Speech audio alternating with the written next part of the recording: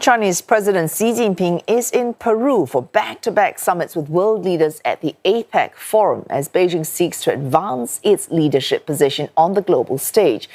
This ahead of U.S. President-elect Donald Trump's return to power. On Mr. Xi's list, a meeting with Australian Prime Minister Anthony Albanese. Although relations between Beijing and Canberra have fluctuated over the years, state media China Daily praised what it calls Mr. Albanese's strategic autonomy. In an editorial, China Daily commended the Albanese government for striking a balance between the world's two superpowers, and even suggested Mr. Albanese as a leader other American allies should emulate. Mr. Xi also expected to meet his East Asian counterparts during talks with South Korean President Yoon Suk-yeol. Both sides could discuss economic cooperation and regional security issues, especially against the backdrop of a strengthening alliance between North Korea and Russia. While President Xi will have his first meeting with Japan's new Prime Minister Shigeru Ishiba. CNA's Deborah Wong has more on what we can expect from the meeting between these two leaders. They are meeting at a period of heightened tensions. Geopolitically, there's a lack of political trust. There's also suspicions over security. Take Japan's involvement in Quad, for instance. It makes China uneasy. Now, Quad countries have pledged to launch joint patrols in the Indo-Pacific. And Japan and China are also embroiled in a long-standing territorial dispute in the East China Sea. And then we look at the matter of the Fukushima discharge. So when that was announced, China launched a blanket ban on all aquatic products coming from Japan. And although a consensus has been reached in August for Japan to establish some sort of long-standing monitoring system, Chinese imports of Japanese aquatic products have not resumed.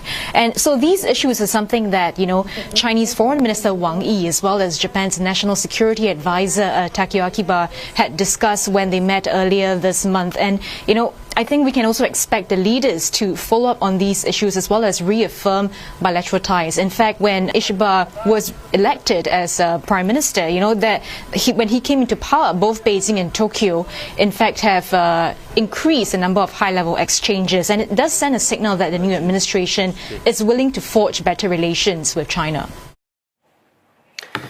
And for more, Kate Fisher joins us live from Lima. Kate, high-stakes bilateral meetings we're hearing that between Chinese President Xi Jinping with leaders from Australia, Japan and South Korea. What else, apart from what we're talking about these meetings, can we expect from the forum today?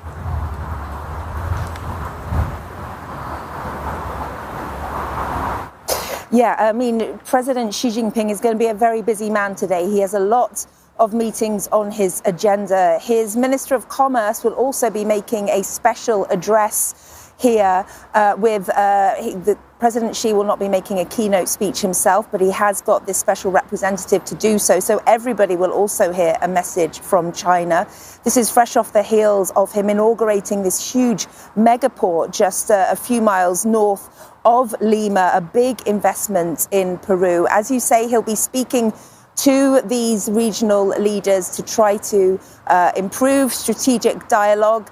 North Korea's relationship with Russia on the cards for that meeting with Ishiba, the first between the two leaders, and also with Yoon Suk-yeol, really a key issue for them. In terms of other issues that are being talked about today, there are lots of more talk about free trade, also the future of work, AI, healthcare. On the business side of things, delegates will also be hearing from the CEO of TikTok. We've also got the IMF Managing Director, Kristalina Georgieva, speaking here as well today. So really a lot of movers and shakers, but Xi Jinping at the moment, the key man today that everybody wants to speak to, even as US President Joe Biden is here. But of course, he is essentially now a lamed up president. Of course, Mr. Biden will be meeting Mr. Xi tomorrow, likely his last time he'll be meeting with China's president as US president. For both these sides, what might they be hoping to get from just the one meeting on Saturday?